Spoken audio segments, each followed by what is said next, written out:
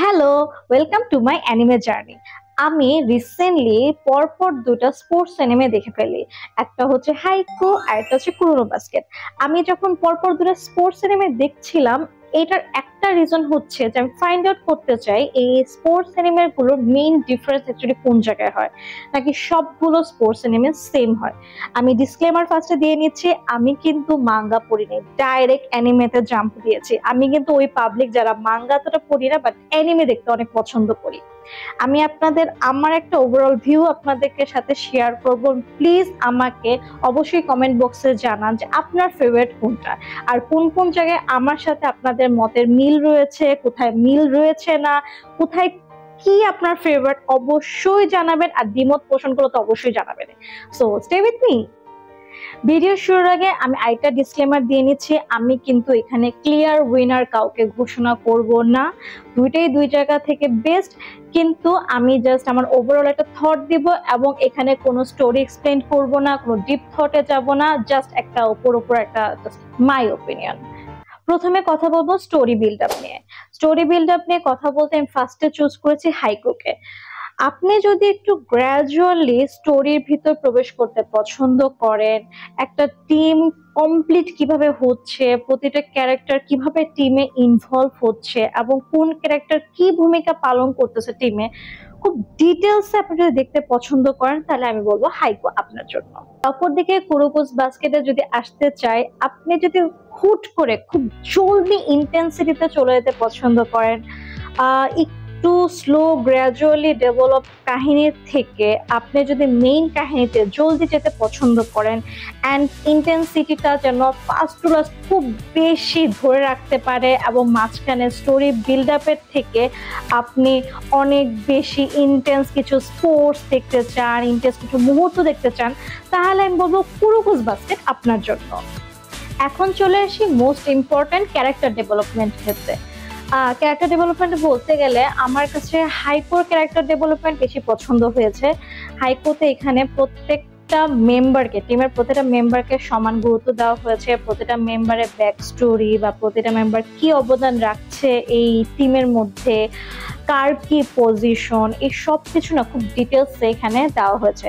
Character ডেভেলপমেন্টে আমার এখানে কোনো স্পেসিফিকলি কোনো ক্যারেক্টারের প্রতি জোর না দিয়ে ওভারঅল সবগুলো ক্যারেক্টারকেই সুন্দর করে এখানে ডেভেলপ করা হয়েছে আমার মতে।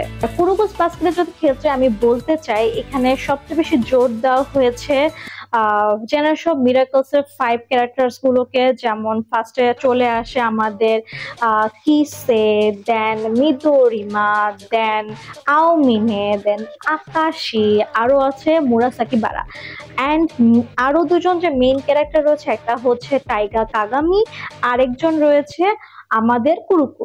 এদেরকে মেইনলি বেশি জোর দেওয়া হয়, বাকিদের ক্যারেক্টার সেভাবে এতটা ডেভেলপড হয় না আমার মতে, এবং পুরাটা স্টোরি এদের অ্যারাউন্ডে ঘুরতে থাকে। সো এদের ক্যারেক্টারকে কেন্দ্র করে পুরোটা স্টোরি চলতেছে। এখন চলে আসি কোচ নিয়ে কিছু কথাবার্তা। যেহেতু এটা একটা স্পোর্টস অ্যানিমে, অবশ্যই এখানে কোচের একটা ভূমিকা রয়েছে।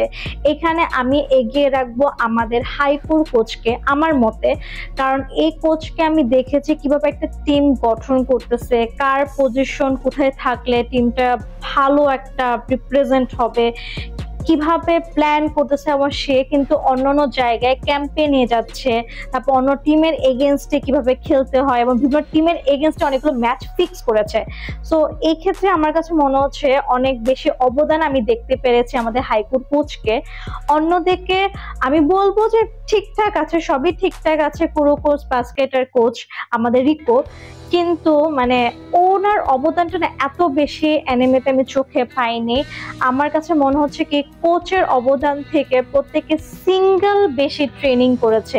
জেনারেশন অফ 5 মিরাকলসের ওরা বাই বর্নে অনেক বেশি ট্যালেন্টেড, সো এখানে কোচের কি ভূমিকা ছিল আমি সেটা পাইনি। এবং কাগামি কুরোকোসও তাদের ট্যালেন্ট গুলো না মোটামুটি বলতে গেলে সিঙ্গেলি অনেক বেশি তৈরি করেছে। আর সেইরিন টিমকে অবশ্যই কোচ অনেক বেশি হেল্প করেছে, কিন্তু আমি বলবো এক্ষেত্রে হাইকোর কোচের অবদানটা আমি অনেক বেশি দেখেছি।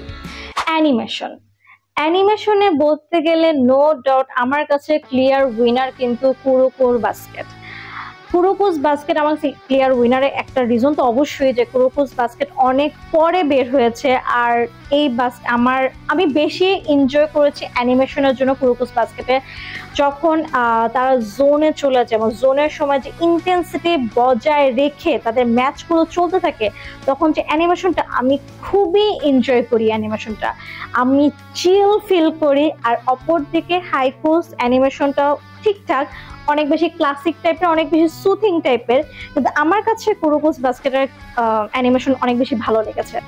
এখন চলে আসি বেস্ট ডুওর ক্ষেত্রে। আমাদের হাইকোতে বেস্ট ডুও নো ডাউট হিনাতা আর কাগিয়ামা, আর কুরোকোস বাস্কেটে বেস্ট ডুও হচ্ছে কাগামি আর কুরুকো। হিনাতার কাগিয়ামা তারা একজনের অনেক বেশি সাপোর্ট হিসেবে কাজ করতেছিল, এবং তারা মিলে যে কুইক স্টাইলটা দেয়, কুইক অ্যাটাকটা, এটা এত বেশি জোস আর এত বেশি এফেক্টিভ ছিল প্রতিটা ম্যাচের জন্য। সো আমাদের হিনাতার প্রতিটা মুভস কমপ্লিট করে কাগিয়ামা, আর দিন শেষে কাগিয়ামাও রিয়েলাইজ করে যে তারও হিনাতাকে অনেক বেশি প্রয়োজন। সো এই ডুওটা অনেক বেশি সুন্দর ছিল। আর অপরদিকে কাগামি আর কুরুকোস লাইট আর শ্যাডোর মতো করে কাজ করে, যত বেশি ব্রাইটার লাইট তত ডিপার আমাদের শ্যাডো। তারাও রিয়েলাইজ করে যে তাদেরও একজনের এক একটা মুভ প্রতিটা কমপ্লিট হচ্ছে একজনের সাথে।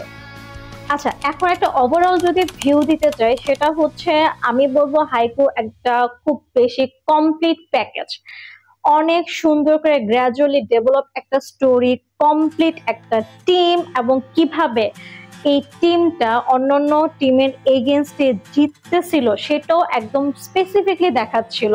হুট করে তারা সবগুলো ম্যাচ জিতে যায় না, তারা অনেকগুলো ক্যাম্পে অ্যাটেন্ড করে। তারপর হিনাতার কিভাবে ডেভেলপমেন্ট হচ্ছে, কাগিয়ামা কিন্তু ন্যাশনাল টিমের প্র্যাকটিসে চলে যায়। আপনার কোচের ব্যাপারটা, সবকিছু আপনি যদি মিলে একটা পিওর রিয়েলিস্টিক টাইপের অ্যানিমে খুঁজতে চান, তাহলে আমি বলবো হাইকো ইজ দ্য বেস্ট। আমার দেখা সবচেয়ে বেশি রিয়েলিস্টিক অ্যানিমে হচ্ছে Haiko, and Haiko is a complete package. অপরদিকে আমি যদি বলতে চাই কুরোকোস বাস্কেট, অনেকের কমপ্লেন থাকবে Kuroko's basket is not realistic, and ওদের ভিতর যে শক্তিগুলো এটা মনস্টার লেভেলে, এটা কোনো রিয়েল পার্সনে অবশ্যই নেই। হ্যাঁ, আমি বলবো আপনি যদি এনজয়ের জন্য কুরোকোস বাস্কেট দেখেন, আমার কাছে মনে হয় এটা একটা এন্টারটেইনমেন্ট কমপ্লিট প্যাকেজ। আমি অনেক বেশি থ্রিল উপভোগ করেছি কুরোকোস বাস্কেট থেকে। অ্যাকচুয়ালি আমার ফেভারিট কিন্তু কুরোকোস বাস্কেট, কারণ আমি অনেক জলদি কাহিনীতে চলে যেতে চাই। আমি শোনেন ফ্যান, তাদের জন্য তো অবশ্যই Kuroko's basket is a gift. And overall বলতে গেলে কুরোকোস বাস্কেটকে আমি এগিয়ে রাখবো না হাইকোর থেকে। আপনার মতামত আপনি জানাবেন, কিন্তু আমি কিন্তু কুরোকোস বাস্কেট এনজয় করেছি তাদের অ্যানিমেশনের জন্য, ইন্টেন্সিটির জন্য, এবং তারা যে লাস্ট পর্যন্ত আমাকে এক টানা বিঞ্জ ওয়াচ করতে বাধ্য করেছে। অবশ্যই আমার জন্য কুরোকোস বাস্কেট ফেভারিট। দিন শেষে আমি বলবো দুইটাই দুই জায়গাতে বেস্ট, কেউ ক্লিয়ার উইনার না। আর আমাকে জানাবেন, এটা আমার প্রথম ভিডিও এই টাইপের রিভিউ বা আমার ওপিনিয়ন শেয়ারের মাধ্যমে। সো আমাকে জানাবেন যে এই টাইপের ভিডিও আপনাদের কেমন লাগে, এমন আরো ভিডিও আপনারা চান কিনা, আর আপনাদের কাছে ক্লিয়ার উইনার কে অবশ্যই কমেন্টে জানাবেন। আমি এইরকম কম্পারিজন ভিডিও আরো আনবো কিনা সেটাও আমাকে অবশ্যই জানাবেন। আর সাবস্ক্রাইব, নতুন channel, please help me to grow. Thank you.